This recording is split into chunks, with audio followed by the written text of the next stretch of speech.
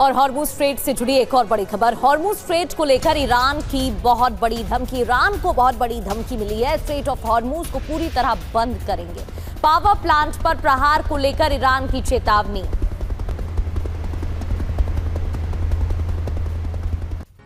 और अब रुख देश का करते हैं, क्योंकि लोकसभा में मध्य पूर्व संकट पर प्रधानमंत्री नरेंद्र मोदी ने बयान दिया। संबोधित करते हुए उन्होंने कहा, हॉर्मुज स्ट्रेट में किसी तरह की रुकावट मंजूर नहीं है। हॉर्मुज स्ट्रेट में जहाजों पर हमले बर्दाश्त नहीं। बातचीत और कूटनीति ही समस्या का समाधान, प्रधानमंत्री नरेंद्र मोदी ने कहा। मिडिल ईस्ट जहां तक डिप्लोमेसी की बात है, भारत की भूमिका स्पष्ट है।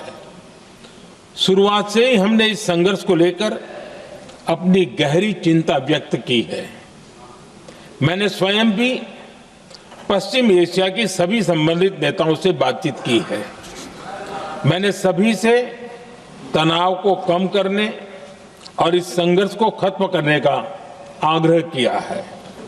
भारत ने नागरिकों, एनर्जी और ट्रांसपोर्ट से जुड़े इंफ्रास्ट्रक्चर पर हमलों का विरोध किया है। कमर्शियल जहाजों पर हमला और हॉर्मुज स्ट्रेट जैसे अंतर्राष्ट्रीय जलमार्ग में रुकावट अस्वीकार्य है। भारत डिप्लोमेसी के जरिए युद्ध के इस माहौल में भी भारतीय जहाजों के सुरक्षित आवागमन के लिए निरंतर प्रयास कर रहा है। अध्यक्ष महोदय, भारत हमेशा से ही मानवता के हित में और शांति के पक्ष में अपनी आवाज उठाता रहा है। मैं फिर कहूंगा कि बातचीत और कूटनीति ही इस समस्या का समाधान है।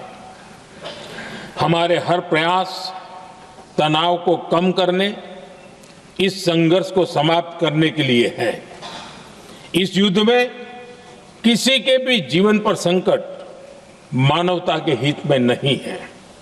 इसलिए भारत का प्रयास सभी पक्षों को जल्द से जल्द शांतिपूर्ण समाधान के लिए प्रोत्साहित करने का है।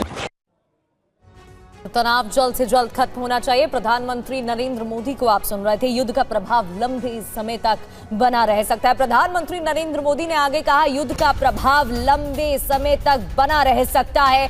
कोरोना काल की तरह हमें तैयार रहना होगा। हमें सावधान और सतर्क रहना होगा। मिलकर हमें हर चुनौती का सामना करना होगा। मिडिल ईस्ट में चल रही जंग को लेकर प्रधानमंत्री नरेंद्र मोदी ने संबोधित किया और ये बात कही। अध्यक्ष जी, इस युद्ध के कारण दुनिया में जो कठिन हालात बने हैं, उनका प्रभाव लंबे समय तक बने रहने की आशंका है। इसलिए हमें तैयार रहना होगा, हमें एकजुट रहना होगा।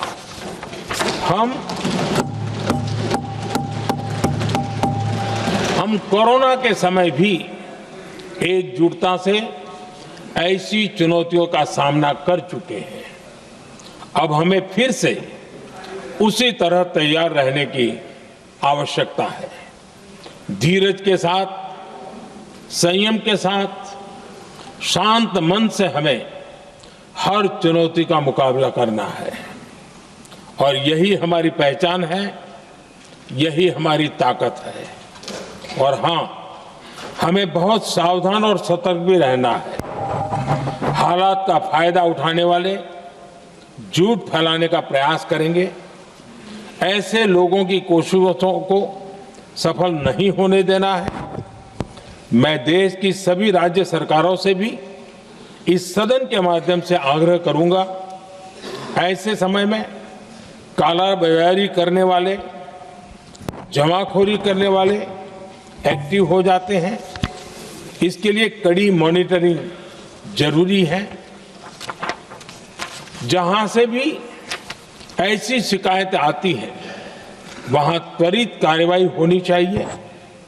देश की हर सरकार और देश का हर नागरिक जब मिलकर चलेंगे, तो हम हर चुनौती को चुनौती दे सकते हैं।